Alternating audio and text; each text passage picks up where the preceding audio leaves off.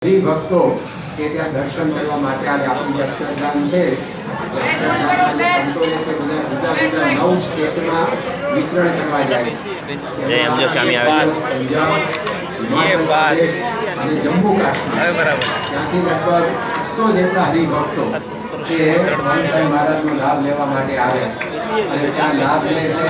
સવારે પૂજામાં રજૂઆત થાય, પછી લોકોની શિબિર અડધો દિવસની હોય, સાંજે સભા થાય. તો આ રીતે પંજાબ, હિમાચલ પ્રદેશ અને જમ્મુ ભવ્ય દિવ્ય મૂર્તિ સભાની છે તેની પણ ખાસ મૂર્તિ જય ગળહરી જાવ પણ વહી જા. બસ બસ ના બે જા. રાજની જય, સ્વામી મહારાજની જય,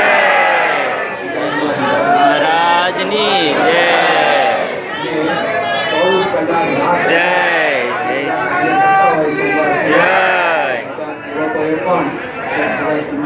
રજૂઆત કરી બધાને આવી રીતે અક્ષરધામનું ખરેખરું સુખ એ મહંતસાઈ મહારાજે પોતે ત્યાં આગળ આપ્યું.